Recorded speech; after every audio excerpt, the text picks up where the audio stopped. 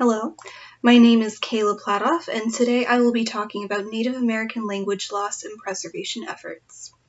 Though many people can go their whole lives without pondering the effects of losing one's language, Native American tribes began to ask themselves this crucial question long ago. They must ask themselves daily what will happen to their cultures when their indigenous languages cease to exist, as linguicide, that is, the death of a language, overwhelmingly becomes the reality for these communities. The prevalence of language endangerment among Native American tribes today arises out of their unique and tragic history in the United States as they must fight the lingering effects of colonization. Native American languages have been targets of elimination most notably since the later half of the 19th century due to the implementation of boarding schools for Indigenous children, and the effects are still widespread today. Before diving into the history of language endangerment, it is crucial to dispel a certain myth about linguicide.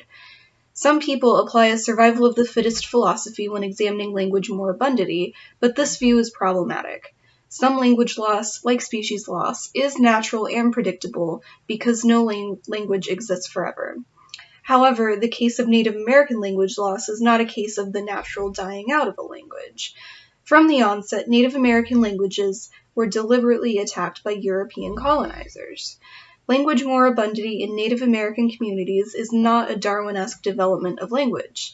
It is the result of deliberate actions taken by colonizers to eliminate Native cultures and people.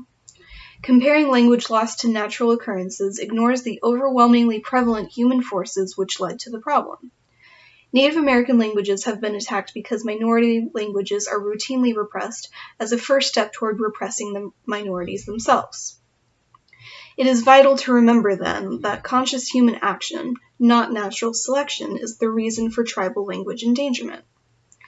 Attempts to eradicate Native American languages began in earnest in 1879 when Captain Richard Henry Pratt, the man credited with the phrase "kill the Indian in him and save the man," established the first government-funded off-reservation Native American boarding school called the Carlisle Indian Industrial School in Carlisle, Pennsylvania. This school was attended by Native children from over 140 different tribes and was the model for more than 150 boarding schools, which were all established in a direct effort to assimilate Native children and force them to leave their tribal traditions behind. To ensure full assimilation, boarding school officials forbade Native children from speaking their native tongues to eliminate Native American cultures in the children's formative years. Harsh punishments were implemented to discourage children from speaking their languages, punishments that would have never been utilized by supposedly savage Native Americans. Native American children were conditioned into thinking that their languages, and by extension their cultures and families, were dirty and unsavory. Out of trauma and fear of punishment, many Native children did stop speaking their languages, and some children simply stopped speaking entirely. There were many children who continued speaking their mother tongues, but whether conditioned into silence or traumatized by violence, the children who refused to speak represented the tragic results of what happens when a language is taken from a person. When a language disappears, nothing remains. By not speaking their tribal languages, and therefore not gathering the priceless knowledge that comes from learning a language, Native Americans, upon returning to their childhood homes, no longer had a strong cultural connection to their families. Victims of boarding school abuse had such strong associations with speaking their native tongues and punishment that they could not bear to pass on such a cruel legacy to their children. The reluctance to pass on Native American languages, then, is not born out of apathy or an inability to see the adverse effects on tribal cultures, but rather out of a fear that previous generations have learned in response to harmful consequences for speaking their languages. Due to widespread abuse in boarding schools, among other atrocities, Native Americans now must cope with historical trauma, which contributes to how language transmission rates apply.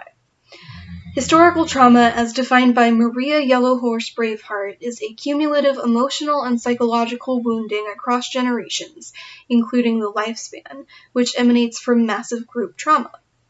This theory posits that even if an individual who belongs to a marginalized group does not personally experience a specific traumatic event, one can still feel pain through shared memories and through the sustained deleterious effects of the trauma on the group's language, cultural practices, and ethnic identification.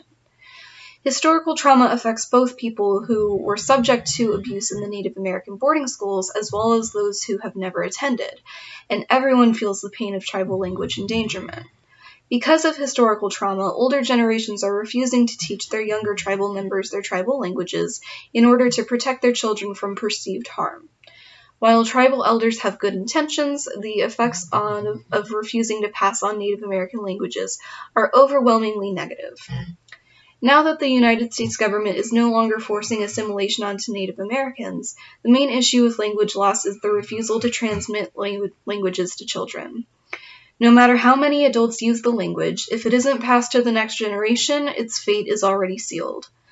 Only 16% of the remaining 210 American Indian languages in the United States and Canada are acquired as a first language by children. In Oklahoma, for instance, at least 17 Native American languages already have gone extinct, and of the 22 remaining, only 4 have more than 1,000 fluent speakers, and 6 have fewer than 10 fluent speakers. Of course, this issue does not only affect Oklahoma tribes. Even Navajo, one of the most widely spoken indigenous languages, is at risk of becoming moribund. The U.S. Census Bureau concluded that in 2014, only about 164,000 people spoke Navajo in the home, which is down from about 173,000 in 2005. The loss of indigenous languages is disastrous for Native and non-Native people alike.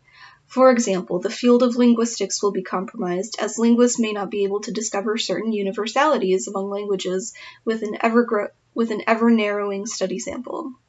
Areas pertaining to medicine, ethnobotany, human migration, and other scientific fields will also be negatively impacted. However, it should go without saying that the impact on Native American life specifically is of the greatest concern.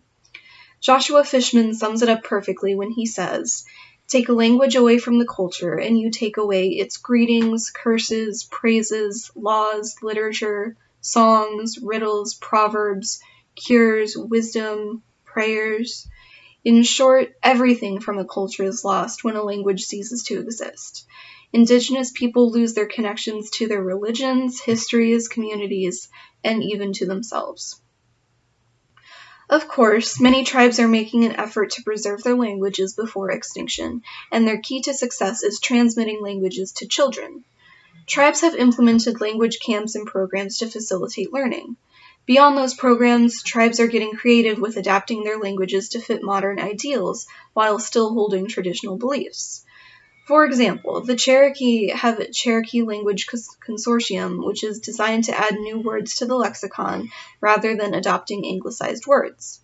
For example, their word for balloon translates to "it's something you put air in." The adoption of new words to the tribal lexicon can actually be beneficial, since it can signify to younger speakers that their languages and their cultures are not dead or antiquated, but are adaptable and can live forever. Tribes have also collaborated with non-native people to adapt tribal languages to popular culture in order to secure youth interest. For example, Finding Nemo and Star Wars: A New Hope have both been dubbed in the Navajo language. Dubbing movies in a Native American language shows that children who speak that language, that their languages are relevant, and more movie dubs can only help to preserve languages. There are also apps, videos, and social media pages dedicated to preserving languages. Some tribes are introducing their languages into Google, Microsoft Windows, Facebook, and other software programs. Ultimately, all of these examples prove that Native Americans aren't passively allowing their languages to die, but are actively preserving their cultures, religions, histories, and community connections. Both older and younger Native Americans recognize that a great void will be lost in the universe that will never be filled when all of their languages die, and are willing to step up and bring their languages back from the brink of extinction. Thank you.